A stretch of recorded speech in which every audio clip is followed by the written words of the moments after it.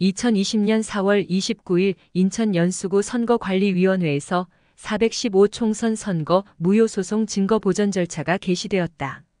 결정문에는 비례대표 투표지, 지역구 투표지 모두 보전 대상으로 명시되어 있었음에도 선관위 사무국장은 비례대표 투표지는 절대로 못 주겠다며 한사코 거부했다. 그 현장에는 집행을 위해 결정문을 쓴 판사가 있었음에도 불구하고 알 수 없는 이유로 오히려 그 판사가 굴복했고 비례대표 투표지는 보전되지 못했다. 공무원이 법원의 결정을 대놓고 거부하는 것도 판사가 도리어 불법에 굴복하는 장면도 공직을 두루 경험한 필자에게 처음이었고 판사의 결정문이 일개 선관위 사무국장에 의해 뭉개질 수 있다는 것도 충격이었다. 인천 연수구 선관위 증거보전 이후 부산, 청주, 경기 등 다른 지역의 증거보전 결정문에는 비례대표 투표지들을 대상에서 제외하였다. 그래서 정당이 따로 비례대표 투표지 증거보전을 하였다. 선관위가 법원을 무시하는 것을 넘어 법원을 전국적으로 지휘하는 기이한 현상이 발생한 것이다. 공직선거법에는 투표관리관 도장을 사인을 찍으라고 되어 있지만 선관위는 인쇄날인할 수 있다는 법에 반하는 규칙을 근거로 도장을 프린터로 인쇄하여 사전투표용지를 출력한다. 당일 투표지에는 선관위가 자체 제작한 투표관리관들의 사인으로 위장한 공인을 찍는다. 법은 바코드를 쓰라 하지만 QR코드를 사용한다. 법은 주민등록증, 운전면허증, 여권, 공무원증으로 신분증을 한정하였지만 선관위는 외국인 등록증, 자격증, 학생증 등 온갖 증명서로 신분을 확인할 수 있게 한다. 법에도 없는 정체불명의 임시사무소를 개설하고 정체불명의 용역경비업체가 고용한 알바생들이 선관위를 지키게 한다. 심지어 외국인이 개표 사무원으로 활동할 수 있게끔 하고 사전투표에 서명한 전자적 이미지를 삭제하도록 규칙을 만들어 사전투표수 부풀리기 의혹을 더욱 증폭시킨다. 선관위의 입법과 집행은 무법천지다. 중앙선거관리위원장이 대법관이고 각급 선거관리위원장이 법원장 또는 부장판사이기 때문인가. 어느샌가 선관위는 법도 법원도 무시할 수 있는 괴물이 돼버렸다. 소송의 대상이 된 선관위가 오히려 소송을 지휘하고 법을 따라야 할 선관위가 법을 무시하며 집행하고 법에 반하는 규칙과 지침을 만든다. 무소불위에 막 나가는 선관위를 이미 경험한 입장에서 최근 각종 부패와 비리, 북한과 중공의 해킹 등으로 감사원 감사, 권익위 감사, 국정원 조사를 받아야 하는 상황에서도 오히려 당당하게 거부하는 선관위의 꼴불견은 낯설지 않다.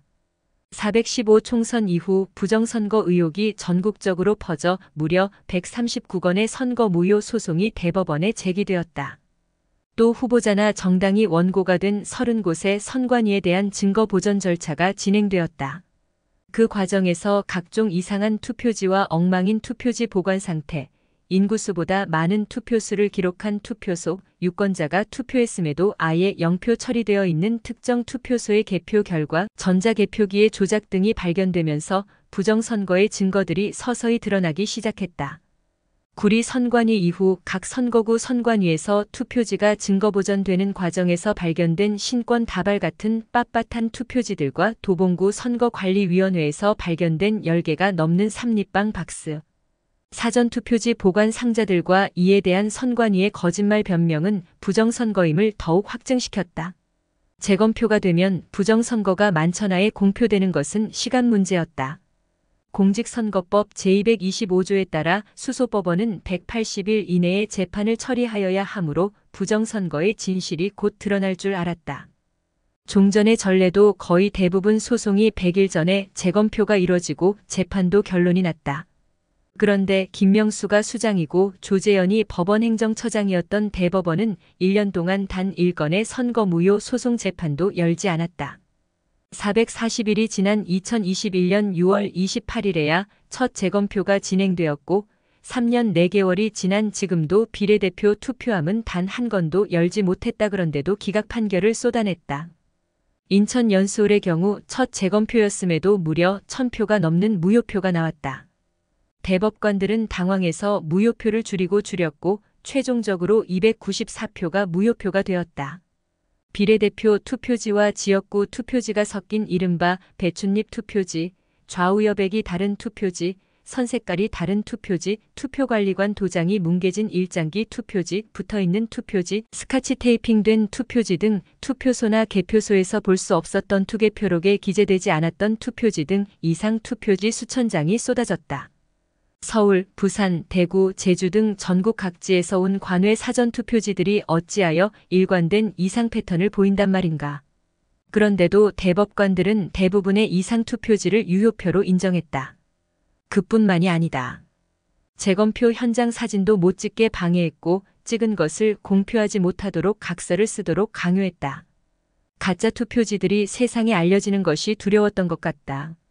그 이후 대법관들은 추가 재검표하는 것을 꺼렸고 갖은 핑계를 대며 재검표를 거부했고 추가적인 증거조사를 거부했다. 대법관들은 마치 보이지 않는 세력으로부터 어떤 검증도 허락받지 못했던 것처럼 비겁했다. 스스로 대법원의 권위를 내동댕이 쳤고 법정에서 도망치기 바빴다. 심지어 영등포을 재검표장에서는 투표 보관 장소의 봉인이 바꿔치기 됐다. 법원에 보관된 투표함도 손을 댄 것이다. 결과값만 맞았지만 역시 수많은 가짜 투표지가 등장했다.